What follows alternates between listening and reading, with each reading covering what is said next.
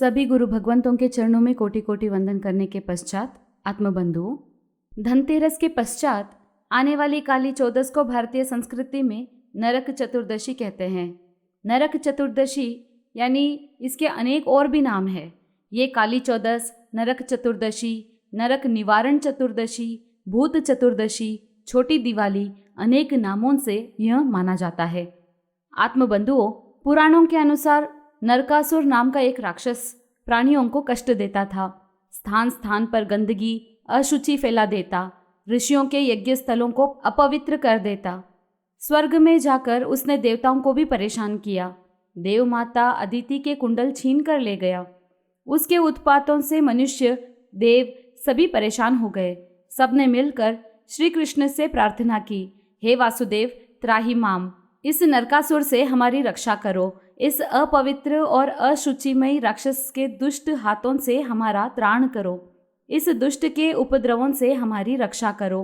तब श्री कृष्ण ने नरकासुर का वध किया और उसके द्वारा फैलाई हुई गंदगी, हड्डियां व मांस के ढेर को साफ करके भूमि को स्वच्छ कराया। चारों तरफ सफाई अभियान चलाकर धरती को साफ सुथरी, मनुष्यों के रहने योग्य बनाया गया। उस दिन की स्मृति में इस तिथि का नरक चतुर्दशी नाम प्रचलित है। आत्मबंधुओं, चिंतन करने का यह विषय है। और एक जगह पर यह भी कहा जाता है कि नरकासुर का वध श्री कृष्ण, काली देवी और सत्यभामा के द्वारा हुआ था। The most important thing is victory over evil. अपने जीवन से गंदगी, दुर्गुण, दुर्व्यवहार, किसी भी प्रकार की नेगेटिविटीज, नकारात्मकता को दूर करने का शुभ संदेश है। चाहे वह स्वयं के भीतर से हो, अपने घर से, समाज से या अपने देश से हो, सारी नेगेटिविटीज, सारी गंदगी, दुर्गुण, दुर्व्यवहार दूर होने चाहिए।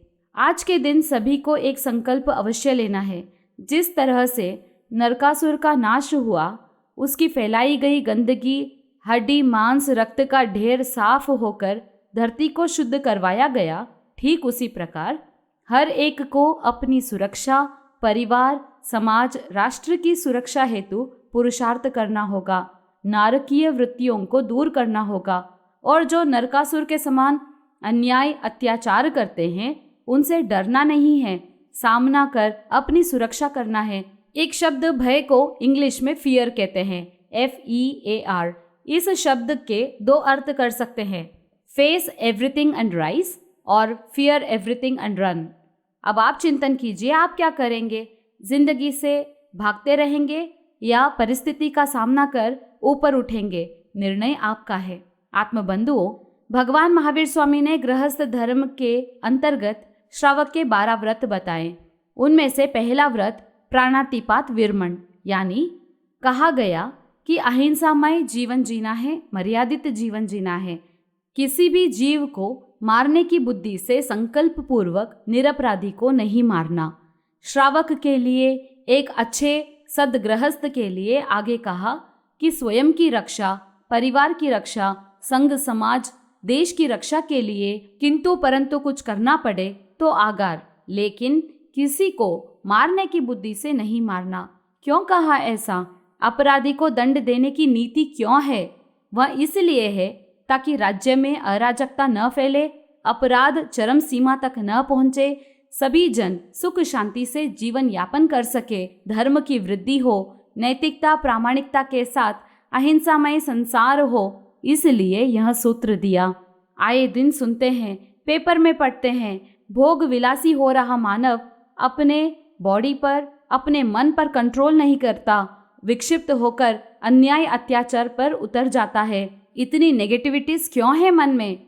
हर एक व्यक्ति को चिंतन करना पड़ेगा कि भीतर इतनी क्रूरता, इतनी नेगेटिविटीज, इतने हिंसा के भाव क्यों है। हर एक व्यक्ति को प्रयास करना होगा कि वो क्रूरता को दूर करे, क्रूअल्टी को दूर करे, हिंसा को दूर करे। और जो आजकल सुनते हैं, पढ़ते हैं पेपरों में, रेप केसेस अधिक हो रहे हैं, यौन शोषण अधिक हो रहा है, उस पर कोई ना कोई एक्शन लेकर के व्यक्ति को इन सब प्रॉब्लम से दूर होना पड़ेगा। इनोसेंट बच्चियों के साथ जो अन्याय हो रहा है, उनके प्राणों पर जो संकट मंडरा रहा है, वह आज इस पर्व के अवसर पर दूर करने का कर्तव्य देश के हर एक नागरिक का है। हर एक सिटीजन को ये सोचना होगा कि मुझे मेरी सुरक्षा करनी है तो स्वयं की सुरक्षा के साथ साथ परिवार, संघ, समाज और देश की सुरक्षा अति आवश्यक है। आज सरहद पर जो सैनिक देश की सुरक्षा के लिए पुरुषार्थ कर रहे हैं, मेहनत कर रहे हैं, तो उसी की वजह से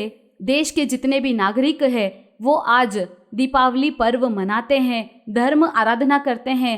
आज वो वहाँ पर कष्ट देख रहे हैं, इसीलिए आप सुख शांति से बैठे हैं। तो आप सबको मन में ये चिंतन करना होगा कि आज के दिन आपको एक शुभ संकल्प अवश्य ही लेना है। हर एक नारी को काली बनने का आशय स्वयं की रक्षा के लिए खड़े होना, भय को दूर करके निर्भय होकर अपनी शक्ति को जागृत करके शील की रक्षा करना है। आत्मबंधुओं, हर एक व्यक्ति यही सोचता है कि काली का नाम सुनते ही हर एक को लगता है कि हिंसा करना है, तांडव मचाना है, लेकिन उसका जो रहस्य है वो कोई नहीं जान पाता। काली का मतलब ये होता है कि जो दुर्गुण है, जो दुर्व्यवहार है, जो हिंसा है, उन सभी नेगेटिविटीज को हटाने का नाम काली है। तो हर एक नारी को काली बनना है और समाज में जो नेगेटिविटीज है उनको दूर करने के लिए प्रयास करना है, क्योंकि नारी न हारी, नारी कभी हारती नहीं है। नारी के अंदर वो क्षमता है कि वो परिवार का सृजन कर सके, और एक परिवार जब खुशहाल हो जाता है तो धीरे धीरे आप देख सकते हैं कि एक नारी ने अपने आप को सुधारने के साथ साथ परिवार को सुधारा, और जब परिवार सुधरता है तो परिवार से ही संघ समाज बनता है। समाज सुधरेगा, और जब समाज सुधरेगा तो एक दिन देश भी सुधर सकता है। आत्मबंधुओं, राष्ट्र की सामाजिक व्यवस्था को सुधारने का संदेश यह नरक चतुर्दशी देता है। जैन समाज में इसे रूप चौदस भी कहते हैं। यह पर्व बाहरी सौंदर्य को अधिक महत्व न देते हुए तप, त्याग, जप, जाप, साधना, ध्यान, स्वाध्याय, सामायिक, पौषध, प्रतिक्रमण द्वारा कर्मों की कालिमा को दूर भगाकर आंतरिक सौंदर्य को निखारने का ब्यूटीफुल टिप देता है। आत्मबंधुओं, भीतर की ब्यूटी को बढ़ाने का यह ब्यूटीफुल टिप अपनाएंगे, धर्म का मार्ग अपनाएंगे तो आनंद की प्राप्ति होगी।